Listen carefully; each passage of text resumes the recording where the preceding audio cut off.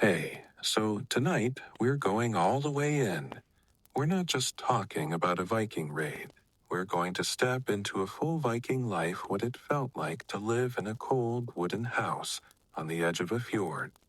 What it meant to leave your family behind for months to sail across violent seas, and what went through your mind the night before the raid when the fire burned low and everyone went quiet. If you're new here, hi, I'm really glad you stopped by. If you like these time travel bedtime stories, please consider hitting like or subscribe. And if you're already part of this little history-loving crew, I'd love to know where in the world you're listening from tonight and what time it is for you always amazes me. Seeing people drifting off to sleep across every continent. Okay, get comfortable. Pull that blanket over your shoulders. Let your eyes get a little heavy.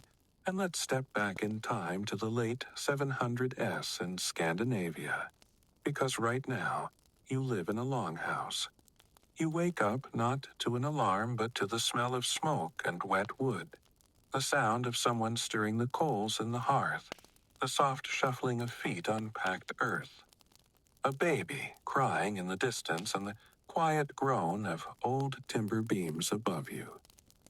Your bed is made of straw, stuffed into linen sacks with a thin layer of fur on top.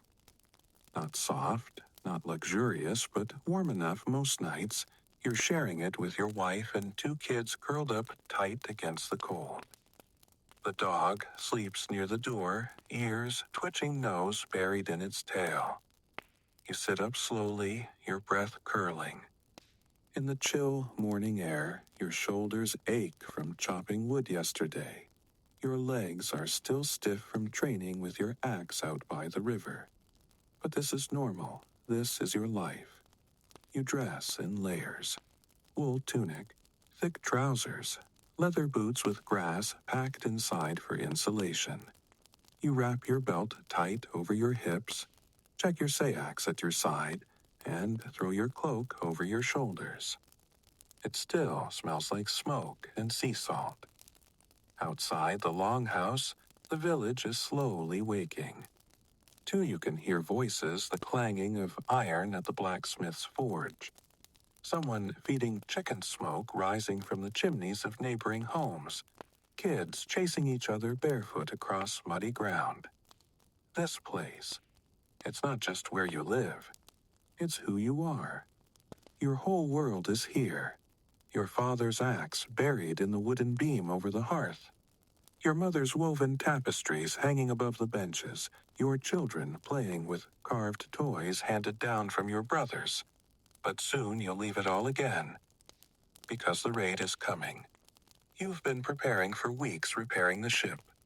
Patching sails, gathering supplies, sharpening weapons, storing dried fish in barrels, soaking ropes in tar for waterproofing, melting beeswax for bowstrings, training your throwing arm again and again and again. You're not the only one. Bjorn, the old warrior who once raided Lindisfarne before your time, has been walking the young ones through formations, teaching them how to hold the line, how to use a shield wall, how to stay alive. The village seer, an old woman with white braids and sharp eyes, burns herbs every night outside her home, muttering prayers to Odin and Freya. She's already read the bones and said the omens are good, but you never fully relax, not until you're home again with silver in your hands and your feet on dry land. At the shipyard, the smell of pine tar and seaweed mixes with the wind. The longship lies propped up on wooden beams, ribs exposed. Sails furled its sides lined with shields. You helped carve those shields round, strong, lightweight enough to carry, but tough enough to stop an arrow. You can't help but feel something as you look at it. Pride, maybe, or anxiety, or both. This ship is more than wood. It's hope. It's hunger. It's every risk your people are willing to take for a better life. The night before departure is always the hardest. Your wife doesn't say much. She sits by the fire, mending a tear in your wool cloak. her hands working fast and quiet. Your children ask when you'll be back, but you don't answer. You just smile and ruffle their hair and tell them to help with the goats while you're gone. You eat dried meat and broth with barley by the fire. Your friends come by, one by one each, with a small token, a carved pendant, a lucky charm, a flask of mead to pass around. Nobody says what they're thinking. But you all know, some of you won't come back. That night you don't sleep much. Your mind drifts to things that could go wrong. Storms, sea serpents, betrayal, curses, bad omens. You close your eyes, but the fire crackling and the wind outside feel louder than usual. Your dreams are full of waves and blood and gold. Then morning comes too fast. You dress quietly. Your wife ties the leather of your boots. Your son hands you your axe. You kiss them both, once on the forehead. Then step outside into the cold morning light. And now we're back where we started. On the ship, rocking under your weight, moving through mist and silence. Every creak of the wood, every oar dipping into the water, a reminder that you're far from home and getting farther with every stroke. You know the rest. You land, you raid, you survive. But what happens after? You return not as a hero, not yet, but as someone who's done what had to be done. The ship pulls into the dock, and the village gathers. Everyone wants to see what you brought back. But your eyes go straight to your family, your wife waiting near the edge of the water, your daughter waving her little arms, your son pretending not to cry.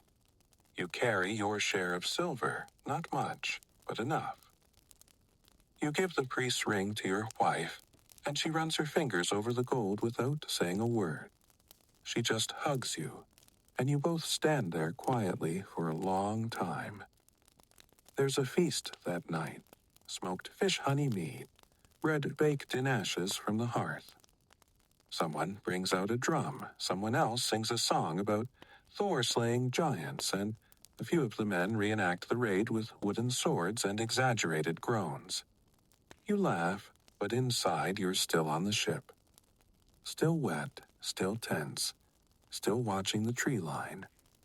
Because there's always a next time. This raid was good, but the winters are long and food doesn't grow easy in these latitudes. And kings in other lands are growing more prepared, so you'll have to be smarter, faster, better. But for now, for just this moment, you let yourself rest. Your muscles soften your shoulders, drop the mead, warms your belly. Your wife rests her head on your chest, and the kids fall asleep at your feet. The fire crackles, the stars come out, and your world for now is safe and quiet. And that's what it was really like to be a Viking.